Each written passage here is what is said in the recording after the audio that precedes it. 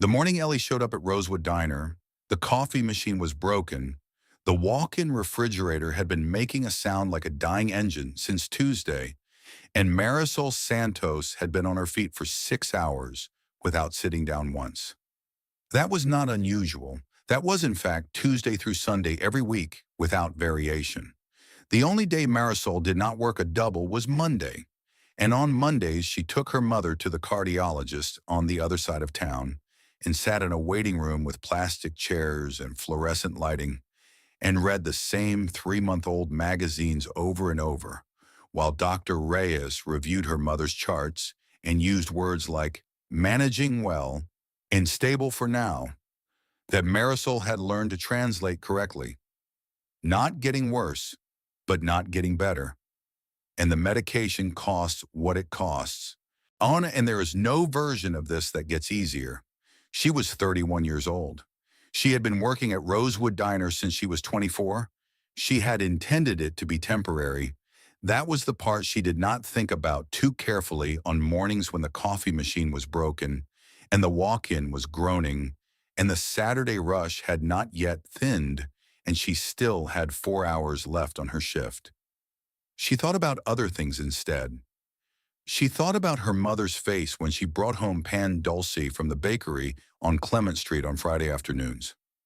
She thought about the way the light came through the kitchen window of their apartment on Orchard Street in the early morning, wide and golden, the kind of light that made even a small space feel like it had room to breathe. She thought about the fact that she was good at her job, genuinely, demonstrably good, and that being good at something, even something you hadn't planned on, was not nothing. It was, in fact, something considerable. She was refilling the table by the window, the one with the couple who always ordered the same thing and never looked at each other, when Derek appeared at her elbow. Derek was the day manager at Rosewood. He was 38 and had the practice authority of a man who had been told he was in charge of something and had chosen to interpret that as broadly as possible. He kept a clipboard that he rarely wrote on and carried it like a credential. "New hire starts today," he said without preface, the way he said most things. "She's coming in at 9. I need you to show her the floor." Marisol finished pouring. "I have tables." "You always have tables. Show her the floor. 20 minutes. He walked away before she could respond, which was also how he said most things. The new hire arrived at 9:04, which Marisol noted only because Derek made a production of noting it, tapping his watch with one finger as she came through the side entrance. Her name was Ellie. She was perhaps 24 or 25, though she had the particular quality of someone who looked both younger and older at the same time depending on the angle. Younger in her face, older somewhere behind her eyes in a place that suggested she had been carrying something for a while and had gotten practiced at carrying it without showing. She was slender, with dark hair pulled back in a low knot at the nape of her neck, and she was wearing the kind of nondescript clothes that Marisol recognized immediately. Not cheap precisely, but chosen to be unremarkable. Dark jeans, a plain white shirt, sneakers that were clean and new but without any visible brand. The outfit of someone who had gone to a store and selected the most invisible possible version of each item. The outfit of someone who had not previously owned clothes like this. Her hands gave her away first. Marisol noticed hands the way some people noticed faces. Years of watching customers reach for menus and coffee cups had made her attentive to them. Ellie's hands were soft in a specific way, the way hands were soft when they had never done rough work, when the most demanding thing they had ever held was perhaps a pen or a glass of something expensive. There were no calluses, no roughened patches at the knuckles. The nails were trimmed cleanly but not polished, also deliberately, Marisol thought, also chosen to disappear. "Ellie," Derek said, because he believed in the demonstrative use of names. "This is Marisol. She's been here the longest. She'll show you how we do things." Ellie looked at Marisol. She had dark eyes, the kind that held light without giving much back. She said, "Thank you," and her voice was even and pleasant and also carefully unremarkable in the same way as the clothes. Marisol had 4 tables waiting, 2 of them impatient, one of them with a toddler who had already knocked his orange juice onto the seat. She did not have 20 minutes, and she did not have the particular kind of patience that training someone from scratch required. But she looked at Ellie, this girl in her deliberately invisible clothes with her soft hands, and her careful voice and something in her eyes that Marisol could not name yet, but recognized the shape of. And she said, "Come with me. I'll walk you through it while I work. If you're enjoying this story so far, don't forget to hit the like button and subscribe. Drop a comment telling me where in the world you're watching from. I love hearing from you." It became obvious within the first hour that Ellie had never worked a food service job in her life. This was not a character flaw. Most people had never worked a food service job. The issue was not inexperience itself, but the specific, granular nature of the inexperience. The way Ellie held a tray, both hands gripping the edges as if it might escape. The way she looked at the POS system with an expression Marisol had previously only seen on people encountering entirely new technology. The way she wrote down an order, slowly and with great concentration, and then looked at what she had written as if decoding her own handwriting. She was trying. That was visible and genuine, and Marisol gave her credit for it. She did not spill anything. She did not get an order wrong, though the getting it right involved considerably more effort than it should have. She moved through the floor with a kind of deliberate, careful attention, watching Marisol the way someone watches a demonstration they are determined to memorize. And by the end of the first 2 hours, she had learned the table numbers, the layout of the floor, the location of every item in the wait station. She also dropped a coffee cup. It shattered on the tile near the counter, and the sound was percussive and complete. And the table nearest to it went quiet, and Derek appeared from his office doorway with the speed of a man who had been waiting for exactly this kind of evidence. "That's the 3rd breakage this month," he said loudly, which was not accurate. It was the 1st breakage this week, and the prior 2 had been other people's. But Derek believed in the rhetorical value of specificity. "These come out of wages." Ellie was already crouching, picking up the larger pieces, her face bent toward the floor.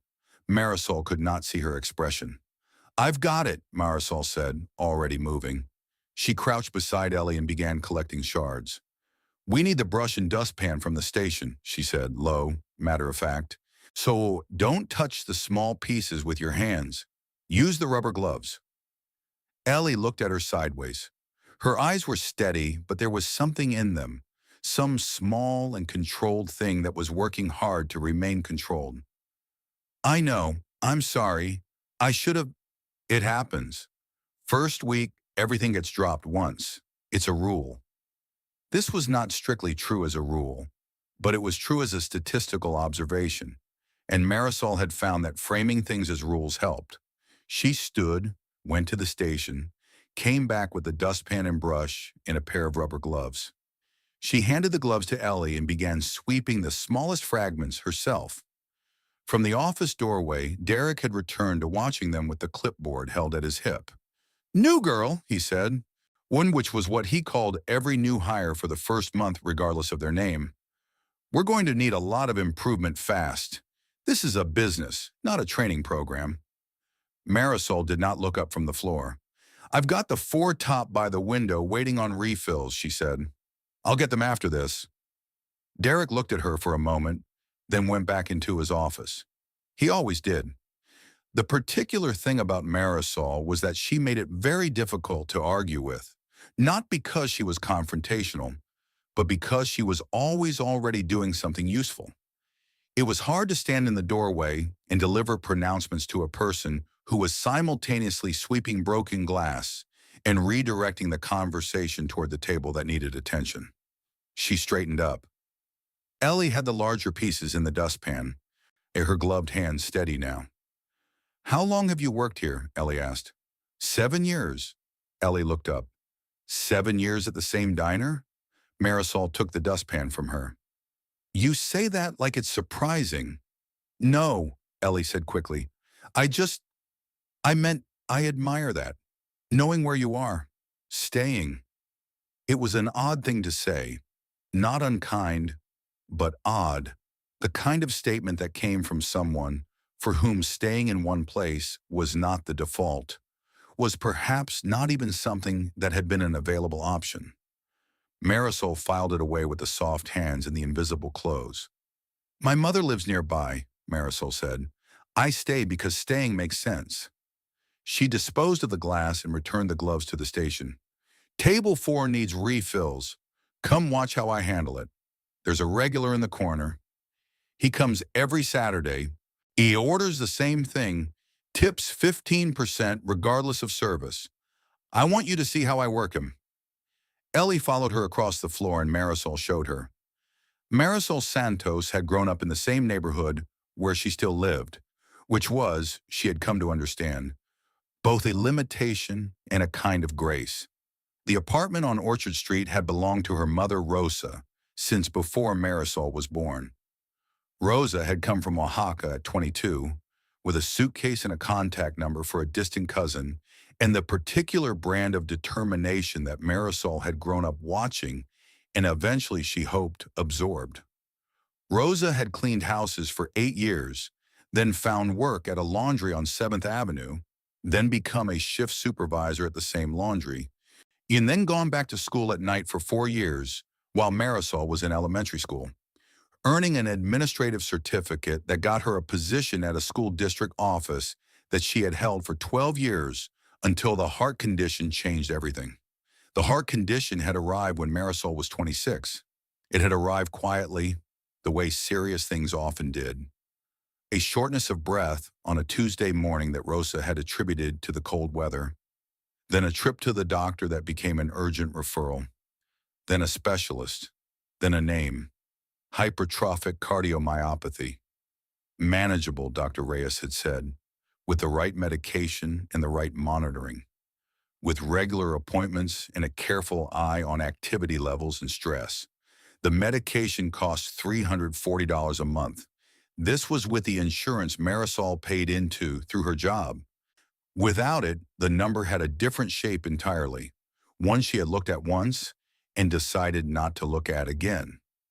Marisol's rent was $1,650 a month for a 2-bedroom apartment that she and her mother shared, in a building on Orchard Street where the super was responsive and the neighbors were quiet, and neither of those things was guaranteed, and both of them mattered enormously when you lived on the income she lived on. Her wages from Rosewood, with tips, averaged about $3,100 a month on a good month. On a slow month, closer to $2,600. She had done this math more times than she could count. She did it the way people did math that frightened them. Not because knowing the numbers changed them, but because keeping them clearly in view was the only way to avoid the particular disaster of forgetting they were there. She was not behind on rent. She had never been behind on rent. She was behind on other things. The dental work she had been postponing for 14 months, the replacement for the old laptop that had stopped reliably charging, the winter coat her mother needed that Rosa had told her 3 times she didn't need and that Marisol knew she needed. She was not behind on rent, and she was not behind on the medication, and everything else was negotiable. She had not taken a vacation in 4 years. She had not called in sick in 2. When a coworker couldn't make a shift, illness, emergency, the category of thing that life generated in its ordinary, unpredictable way. The call usually went to Marisol because Marisol would pick it up. Not always without complaint, not always without cost, but she would pick it up. She had built the reputation of someone reliable to the point of being taken for granted, which she was aware of, and had decided was still preferable to the alternative. This was the landscape of her life. It was not dramatic. It was not exceptional. It was the life that a great many people lived in a city that made a great many things expensive without making them correspondingly possible. She did not feel sorry for herself. She felt most days a kind of grounded, clear-eyed competence. She knew what she was doing, and she did it well, and she knew what it cost and she was paying. That was enough most days. Ellie lasted 3 days before the first crisis. It happened on a Wednesday morning, the kind of gray and cold November Wednesday that drove people into the diner in waves, everyone moving faster than usual, and everyone on the edge of irritability in the particular way that cold weather and time pressure produced. The diner was at full capacity by 8:15, which was earlier than usual, and Marisol was managing 6 tables on a floor where the espresso machine had also now, improbably, joined the coffee machine in malfunction. Ellie was covering the 4 tables along the west wall. She was doing reasonably well, better than the first day, certainly. She had learned the POS system to the point where she could enter an order without looking at the keys. She had found the rhythm of the refill rounds, the particular choreography of checking in without hovering. She had stopped gripping the tray with both hands. What she had not yet found was the ability to manage the specific category of customer who used restaurants as a theater of personal authority. The man at table 9 was this category.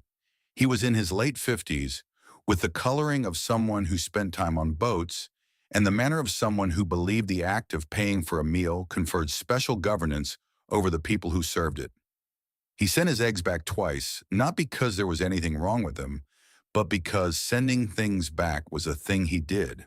He asked Ellie 3 questions in rapid succession: about the provenance of the orange juice, about a menu item that had been discontinued 6 months prior, about whether the coffee was locally sourced, in a tone that made clear he already knew the answers and was testing something else entirely.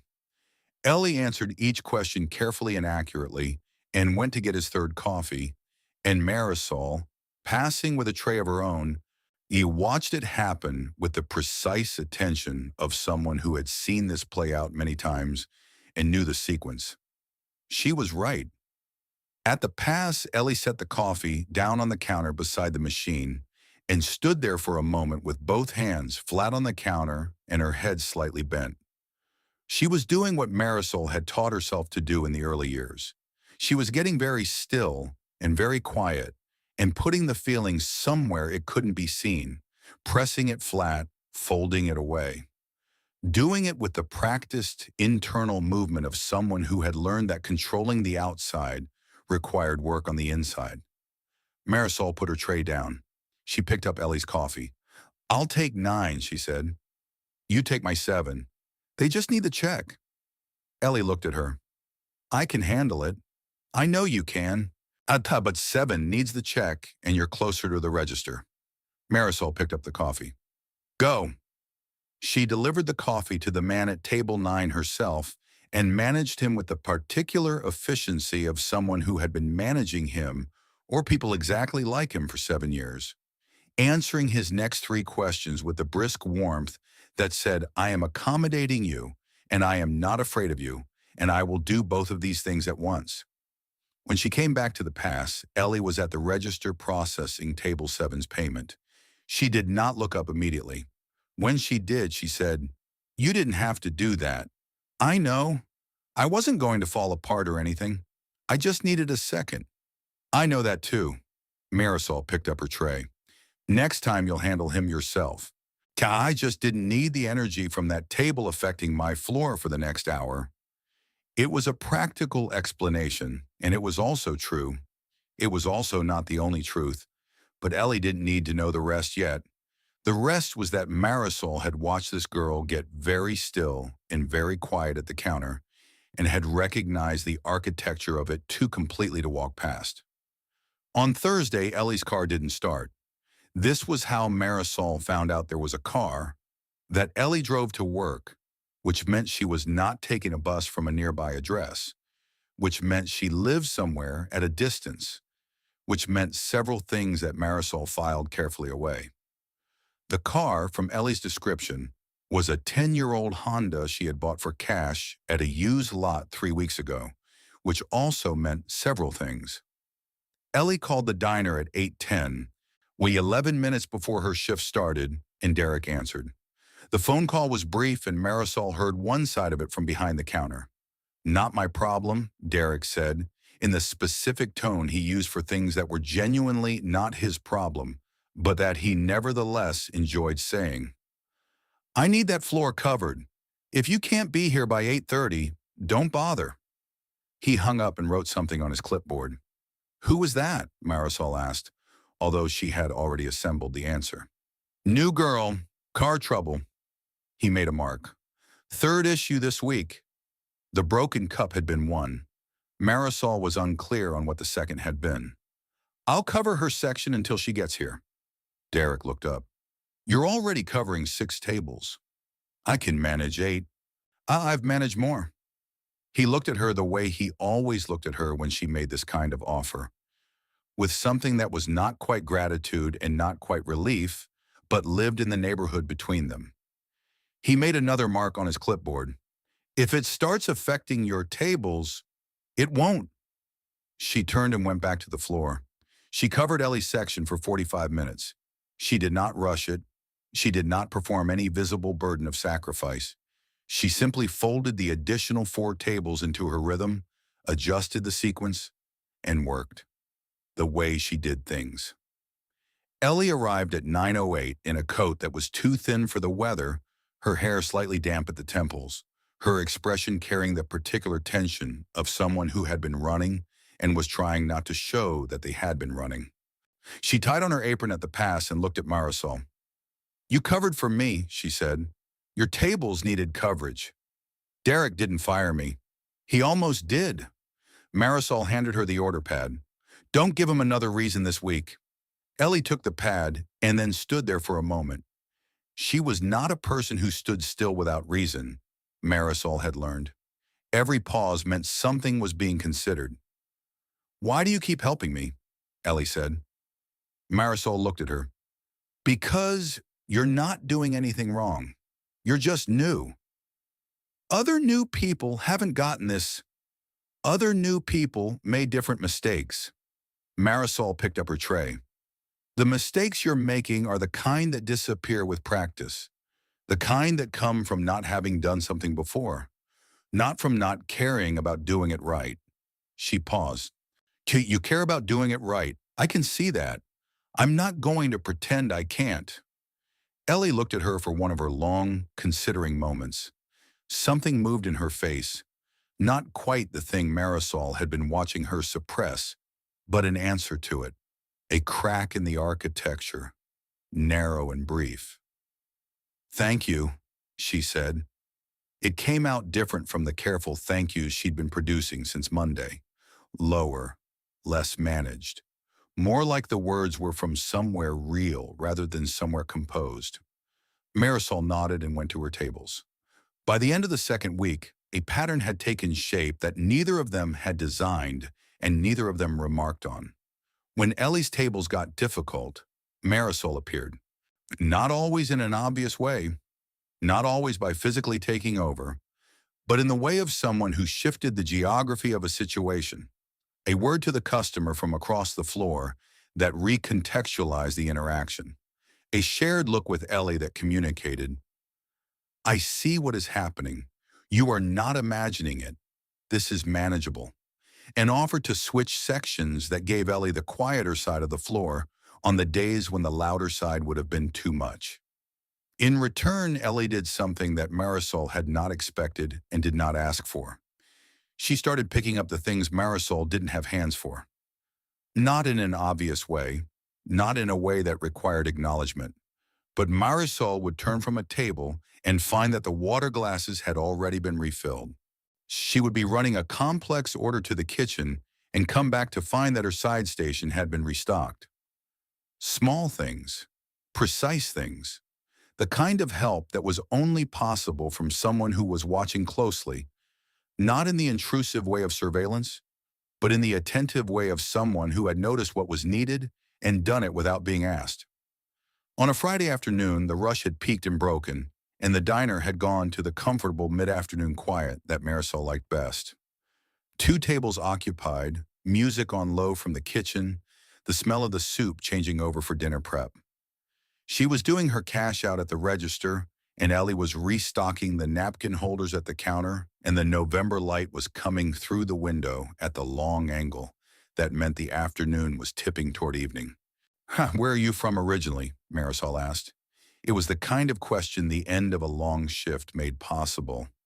Ellie's hands did not pause on the napkins. "Connecticut," she said. "You drove here from Connecticut?" "I moved here." A beat. "Few months ago." "Alone?" Another beat, slightly longer. "Yes." Marisol looked at her sideways. "Where in Connecticut?" "Greenwich," Ellie said. And then something happened in her face.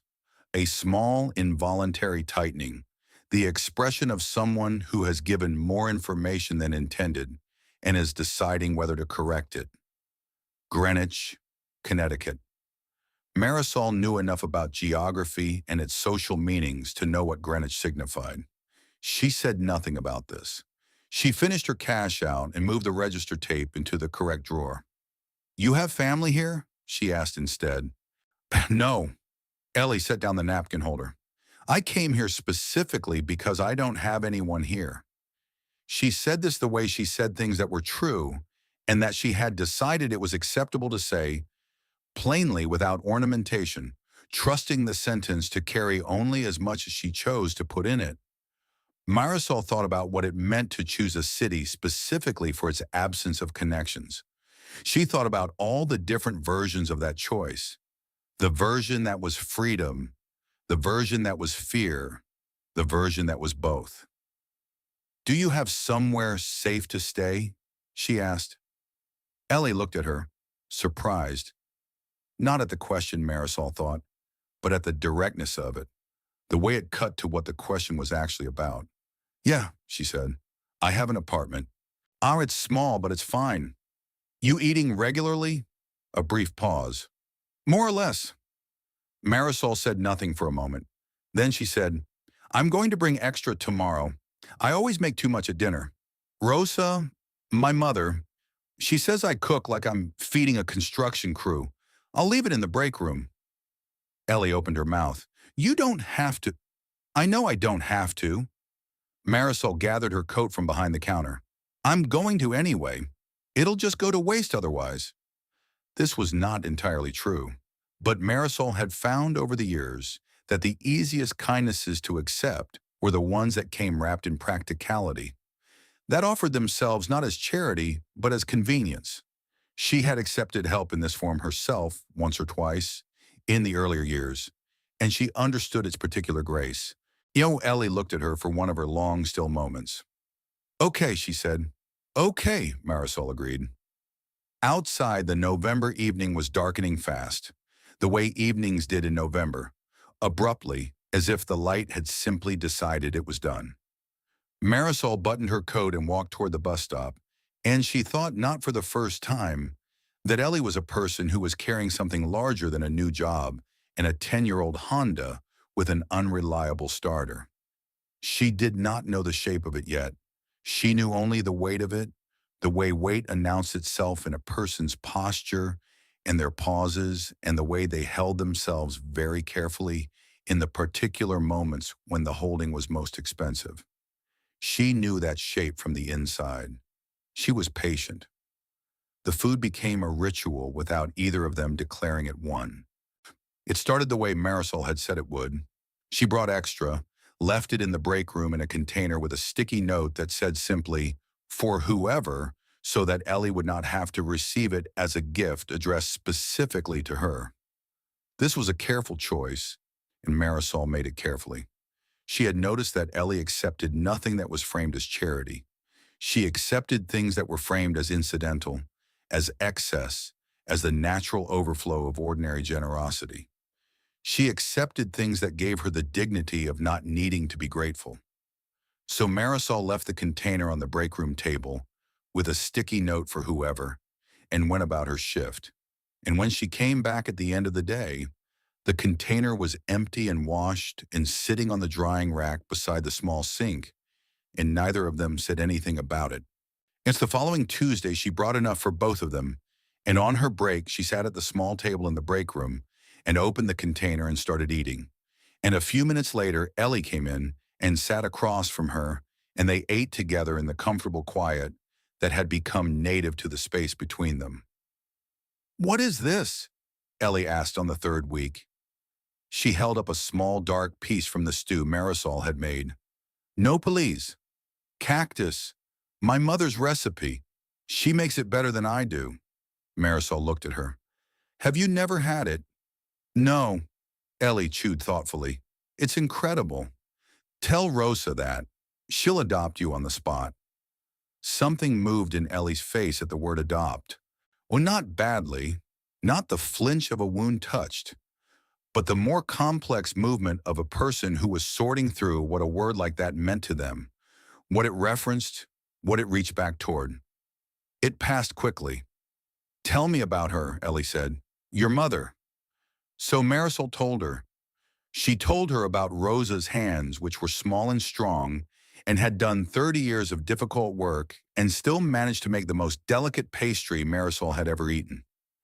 She told her about the way Rosa laughed, which was full and unself-conscious and came from somewhere uncomplicated.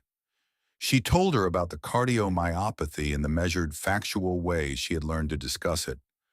What it was, what it required, what it cost, what the future looked like in the specific vocabulary of Dr. Rhea's careful assessments. She told it without seeking sympathy, the way she told all true things, and Ellie listened the way she always listened, fully without the performance of listening, without the nodding and the concerned expressions that people produced when they were waiting for their turn to speak. She just listened, and when Marisol finished, she said nothing for a moment, and then she said, "She sounds extraordinary." "She is."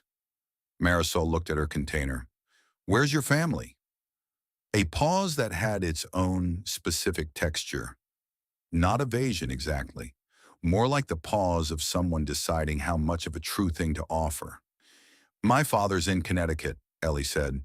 "My mother died when I was 11. "I'm sorry. It was a long time ago." She said this the way people said things they had said many times and had smoothed down to their most compact form. "My father and we don't agree on a lot of things. We haven't for a long time." "What kind of things?" Ellie considered this. "What my life should look like," she said. "Who I should be in it." A pause. "He has very specific ideas about both." Marisol looked at her. "And you have different ideas." "I had no ideas." Ellie set down her fork. "That was the problem. I had been living inside his ideas for so long that I stopped being able to tell which thoughts were mine." She looked at the table. "I left to find out." It was the most she had said in one direction at once.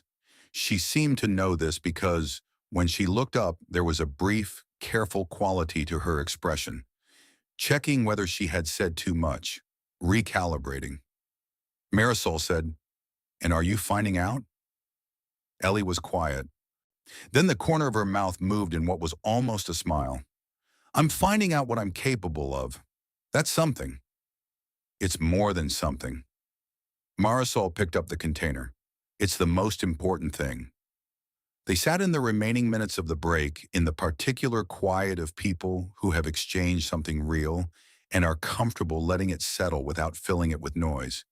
The clues accumulated slowly, the way clues did, not dramatically, not with the convenient timing of a story that had been arranged, but with the honest randomness of things that surfaced because they existed.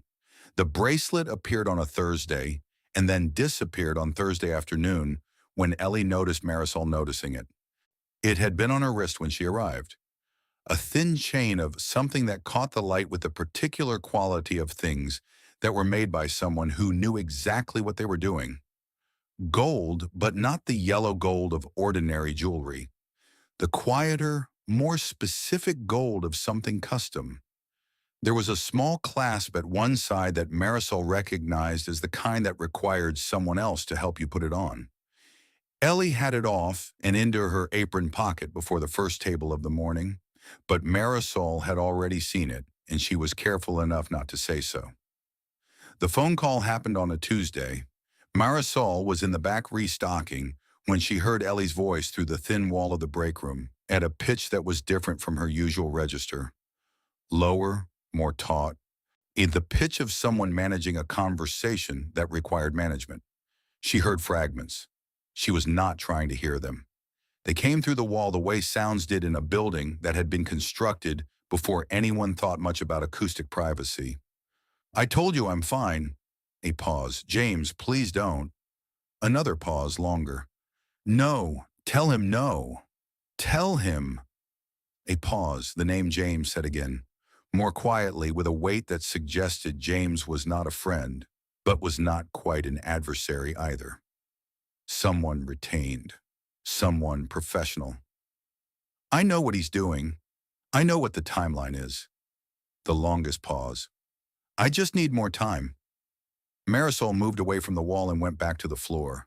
And when Ellie came out of the break room 4 minutes later, her expression was composed and unremarkable, and she walked to her section without meeting Marisol's eyes. Marisol said nothing. She noted the name James and the phrase, tell him, and the word timeline, and the way Ellie had said, I know what he's doing, with the particular weariness of someone who had been navigating a specific situation for a long time and was tired of navigating it. And she put all of this in the place where she had been storing the soft hands and the Greenwich address and the bracelet and the deliberately invisible clothes. The picture was assembling itself. She was not yet looking at it directly. The slip happened in the first week of December. On a slow morning when the diner had only 3 tables and the radio in the kitchen was playing something that neither of them had identified as anything recognizable. Ellie was telling Marisol about a trip she had taken. Carefully, in the edited way she told stories about her past. Names and places replaced with general descriptions. The specific geography of her life smoothed to something unlocatable. A trip somewhere warm, she said. Abroad, maybe 5 years ago. Was it a resort? Marisol asked. It was we stayed on the boat, mostly. A pause. On the yacht. She said the second word before she had finished not saying the first, and Marisol watched it happen in real time, the careful filter failing for just a second.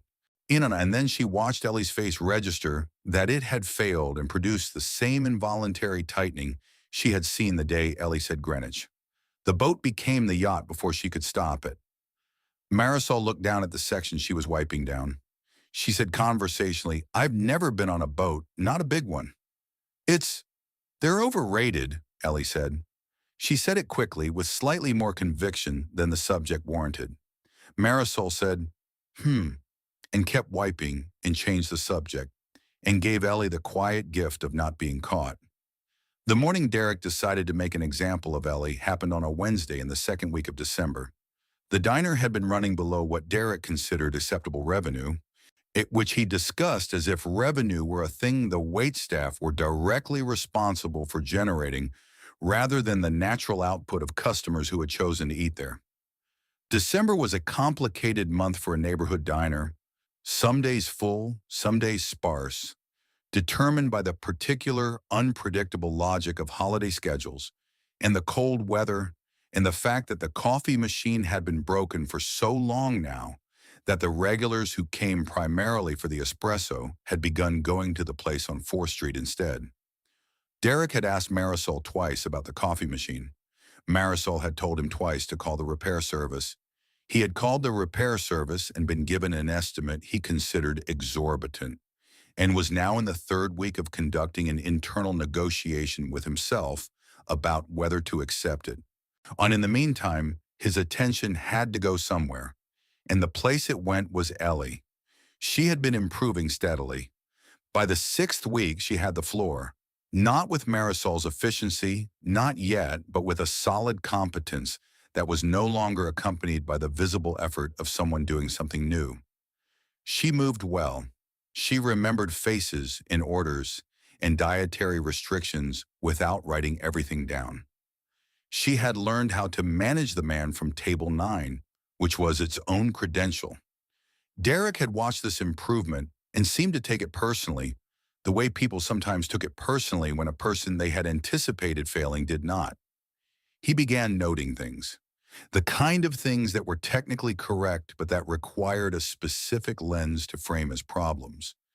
Ellie's ticket times were 0.1% slower than the Rosewood average, which was a statistic that Derek produced from a spreadsheet with the confidence of someone who believed that a spreadsheet elevated an observation to a fact. Her section had a slightly lower average tip percentage than Marisol's, which was true and also completely explained by the fact that Marisol's section contained 4 of the diner's 8 regular high-tipping tables. He called her into his office on a Wednesday morning before the rush. Marisol was behind the counter when Ellie went in, and she was behind the counter when Ellie came out 11 minutes later, and she did not need to ask what had happened because she could see it in the way Ellie walked. The careful walk of someone who was holding something in place with effort, in keeping her bearing upright with the particular determination of someone who has been told something designed to reduce them and has decided not to be reduced. She tied on her apron and went to her section. She did not look at Marisol, but Marisol walked over. She came to the wait station nearest Ellie's section and began organizing the condiment tray that did not need organizing, and she stood close enough to speak quietly. "What did he say?"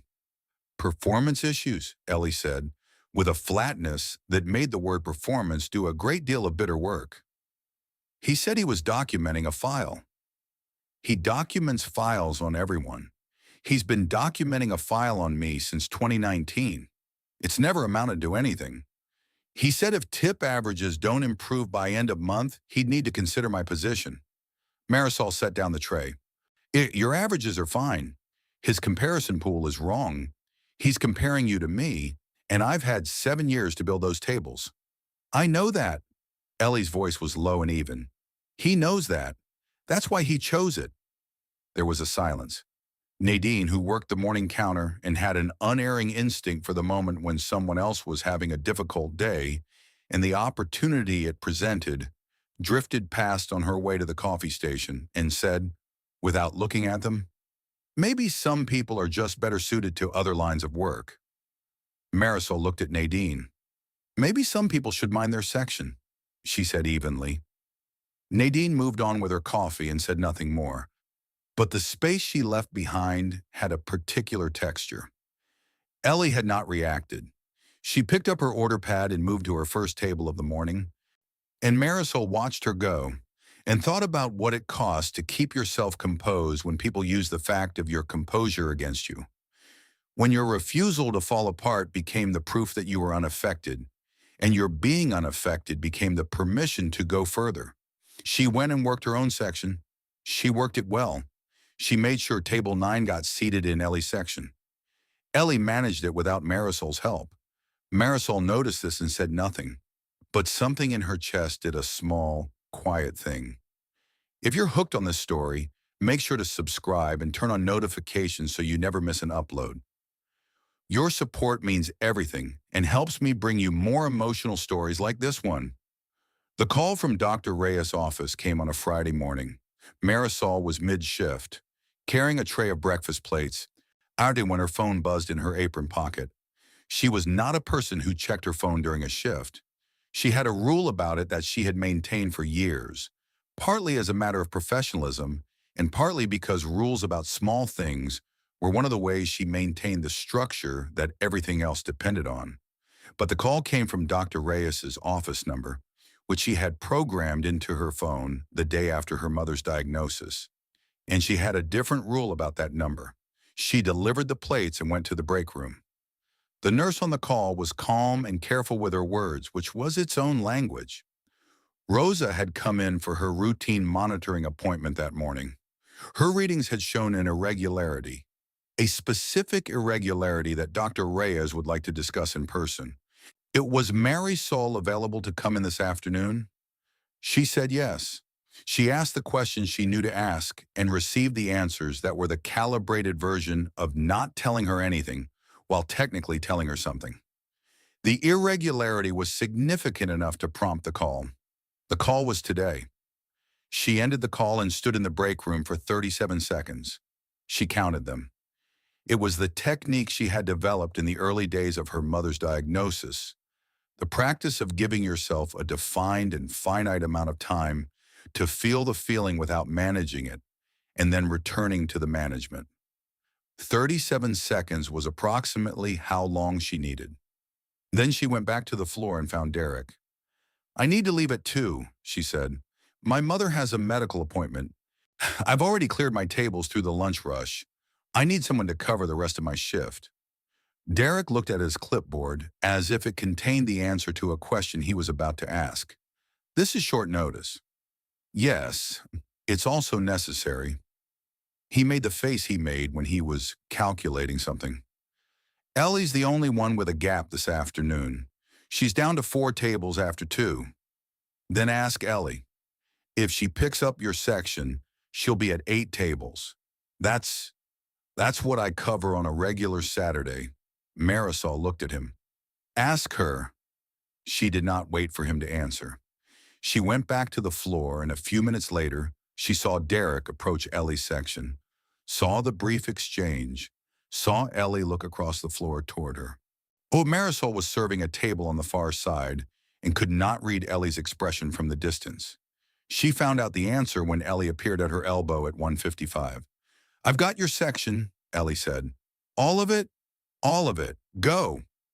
Marisol looked at her. 8 tables plus her regular 4 was not a reasonable ask, and both of them knew it. "You'll be running the whole floor basically alone." "I know." Ellie's voice was steady. "Go see your mom." "Nadine." "I'll manage Nadine." A pause. "Go, Marisol, please." There was something in the pleas that Marisol had not heard from her before. Not imploring, Ellie did not implore, but something warmer than her usual economy. Something that said, "I want to do this. Let me do this." Marisol untied her apron. She looked at Ellie one more time. With this girl with her soft hands and her careful voice and everything she was carrying that Marisol still did not have the full shape of, who was now preparing to run a diner floor alone on a Friday afternoon because Rosa Santos needed her daughter. "Thank you," she said, and she meant it in the complete way, the way that contained everything. "Go," Ellie said. Marisol went. At the cardiologist's office, Dr. Reyes spoke in his usual measured way about the irregularity in Rosa's readings. It was not an emergency, he wanted to be clear about that, but it represented an escalation, a change in the pattern they had been monitoring, and it meant a change in the medication regimen and an additional procedure in the new year to get a better picture of what was happening with the lower chamber. One, the additional procedure was not covered by Marisol's insurance. The copay was $1,100. She sat in the chair across from Dr. Reyes and listened to everything and asked all the right questions and wrote down the answers and shook his hand and walked her mother to the elevator and took her home. She made dinner, sopa de lima, Rosa's favorite, and they sat at the kitchen table, and her mother talked about something she had heard on the radio that morning, and Marisol listened and smiled in the right places and felt the $1,100 and everything it represented sitting at the edge of the table with them, taking up the space a number took up when you already knew the rest of the math. After Rosa went to sleep, Marisol sat at the kitchen table alone and looked at her bank account on her phone. She looked at the number. She looked at the monthly expenses in a column on the Notes app where she kept them. She did the arithmetic that was always the same and always ended in the same place. Possible, but barely, and barely was not the same as room. Her phone showed a text from an unknown number. "How's your mom?" She looked at it for a moment, then typed back, "Who is this?" The response came immediately.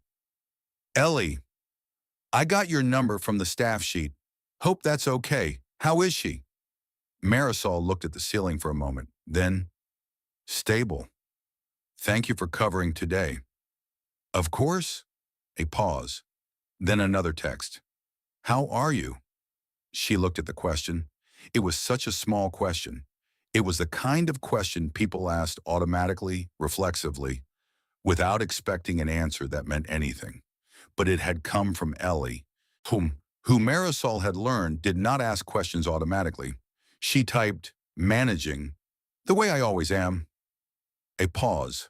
Then, are you actually managing, or are you doing the thing where you say managing so no one asks a follow-up question? Marisol read this and felt something in her chest shift unexpectedly. A laugh that surprised her, small and involuntary and real, the kind that came from somewhere that had not been expecting to feel anything light. She typed, a bit of both. The response, that's honest. I'll take it, get some sleep. She put the phone down and sat for another moment in the quiet of the kitchen and thought about what it meant that a girl she had known for 6 weeks, a girl with deliberate clothes and a hidden bracelet and a phone call about timelines, had been the one to ask her that question tonight, and had known, it without being told that there was a difference between managing and actually managing. She turned off the kitchen light and went to bed. The man came into the diner on a Tuesday in the third week of December. Marisol noticed him the way she noticed most things, peripherally, efficiently, in the single-glance assessment she had developed over years of working a floor, where knowing the nature of a table before you reached it saved time and managed expectation. He was not the kind of person who usually came to Rosewood. He was in his early 40s in a suit that had not been purchased off any rack in any store Marisol had ever been to. Dark charcoal with a fine structure that made it look less like clothing and more like architecture. His shoes were polished. His hair was neat in the slightly over-controlled way of someone who had an assistant and the assistant had opinions. He carried nothing. No bag, no briefcase, which itself was a kind of statement, the statement of someone who did not need to carry things because other people carried things for him. He took a seat at the counter, which was where people sat when they wanted service quickly and did not intend to stay long. He looked at the menu with the expression of someone performing the act of looking at a menu rather than actually reading it. Marisol went over. Coffee, he said, and then added, as if testing the water, do you have anything single origin? Ethiopian, ideally? We have a house blend, Marisol said pleasantly. It's good, or a dark roast. He looked at her, and then he looked around the diner with the same assessment she had given him, but without the practiced efficiency, with the unguarded looking of someone trying to find something. I'll have the dark roast, he said. Thank you. She poured it and moved on. When she came back past the counter 3 minutes later to refill another table, he was not looking at his phone. He was looking at the floor, at the section along the west wall where Ellie was currently taking an order from a family of 4. Marisol did not slow down. She did not change her expression, but she turned the information over once and then set it aside to look at later, the way you set something aside when you were in the middle of something else and needed both hands. He ordered nothing else. He drank approximately half the coffee. He left a $20 bill on the counter for a $2.50 coffee and walked out, and he did not look at the west wall again on his way to the door, which was itself a kind of looking. Marisol picked up the 20 and looked at it for a moment. She brought it to the register and looked across the floor at Ellie, who was delivering plates to the family of 4 with practiced efficiency, her back to the door, unaware that anyone had been watching her from the counter. The next day he came back. This time he sat at a table. He ordered a full breakfast, ate it slowly, and read something on his phone for the duration. He sat in the section closest to the window, Marisol's section, not Ellie's, and tipped generously without comment when she brought the check. He did not appear to look at Ellie at all. This, Marisol had learned, was not the same as not watching. On the third day, he arrived with a second person, a younger man who was clearly in the capacity of an assistant, slightly deferential in posture, with the careful blankness of someone whose job required not having a visible opinion about anything. They sat at the counter again and spoke in low voices and ordered 2 coffees and were gone within 20 minutes. On the 4th day, Ellie did not come to work. She did not call. She did not text. She simply did not appear. And when Derek looked at his clipboard and then looked at Marisol with the expression that meant he was about to say something that was her problem now. She had already picked up the apron. "I'll cover," she said. "You've covered for her 3 times this month," Derek said, and with the tone of a man making an observation and a threat simultaneously. "I know." Marisol tied the apron strings. "I'll cover anyway." She worked Ellie's section all day. She kept her phone on her, which she almost never did. By 2 in the afternoon, there was a text. "I'm so sorry. Something happened. Family thing. I'm okay. Please tell Derek I'm sorry." Then after a pause, "Please don't cover for me. You've done too much already." Marisol looked at the message. She thought about the man in the charcoal suit and his 2 perfect shoes, and the way he had looked at the west wall with the performance of not looking. She thought about the name James and the phrase "tell him no" and the word timeline. She thought about Greenwich, Connecticut, and the yacht that had almost been a boat, and the bracelet that had disappeared so quickly. She typed back, "It's already done. I hope you're okay. Come in when you can." She put the phone in her apron and went back to the floor. Outside, the December sky was the particular gray of a city afternoon, cold and low and heavy with weather that hadn't decided yet whether it was going to be rain or snow. The diner was warm. The regular in the corner was in his usual spot. The family from 2 booths over had their toddler in the high chair, and the toddler was eating a waffle with the serious dedication of someone who had never considered doing anything else.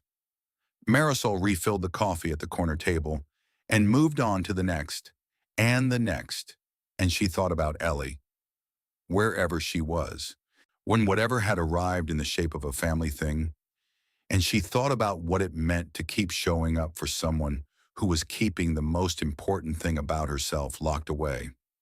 She had never asked. She had never pushed.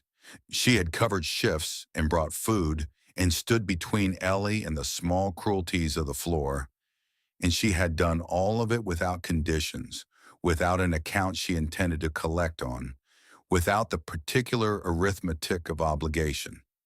She had done it because Ellie was someone worth doing it for, whatever the secret was, and Marisol was now almost certain of its shape, almost certain of the edges of it, the silhouette of a life that looked nothing like a waitress in a neighborhood diner.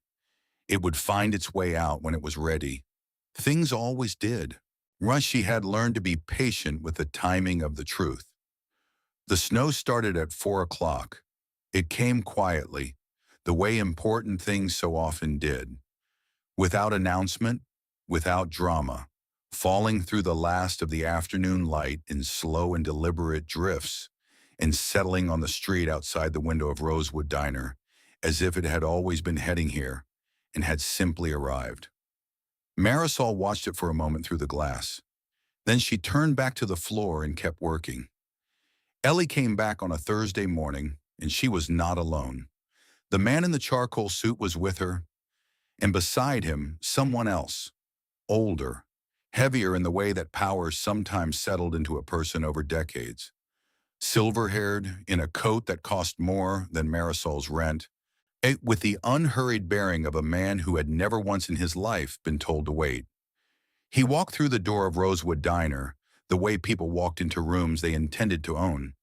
And yet, and this was the thing Marisol noticed first, his eyes went immediately to Ellie, not to the room, not to the floor, to Ellie.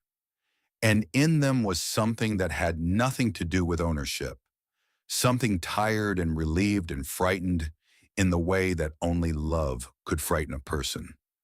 Ellie looked at Marisol across the diner.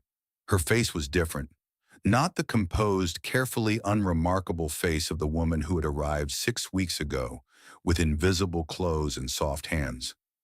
Something had come through it, the way light came through a window when someone finally opened the curtain.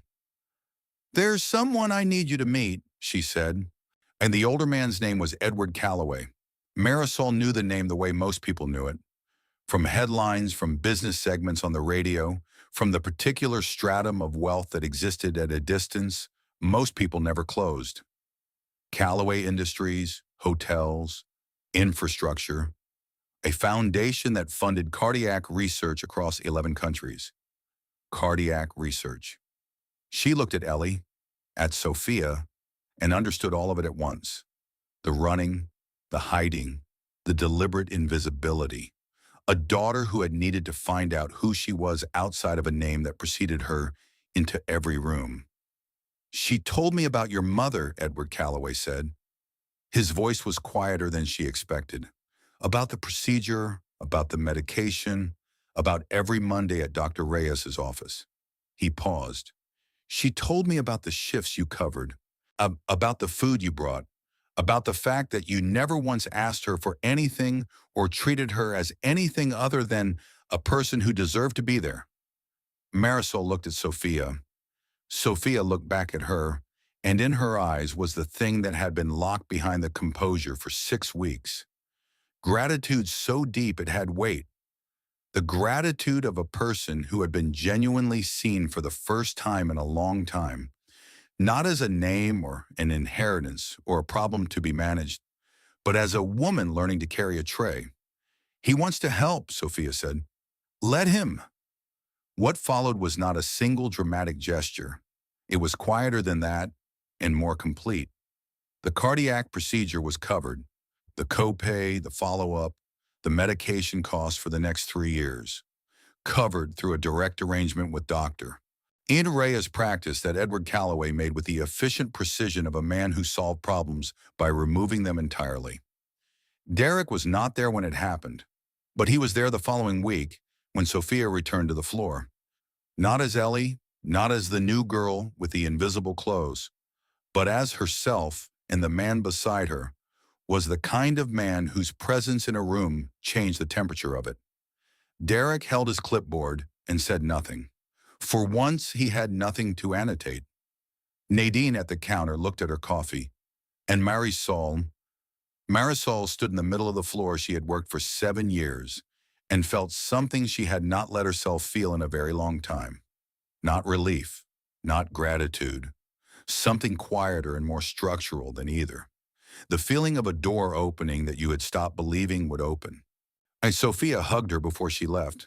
A real hug, the kind that didn't measure itself. "You never asked," Sofia said. "You never needed me to," Marisol said. Outside it had snowed again. The street was clean and white and full of morning light, and Rosa Santos was at home with her medication, and Marisol had a shift to work. And somewhere a girl who had gone looking for herself had found her way back, carrying in both hands the proof that kindness given freely always finds its way home. Thank you so much for watching until the end. If you love this story, check out the other videos on your screen now. I think you'll really enjoy them. And don't forget to subscribe if you haven't already. See you in the next story.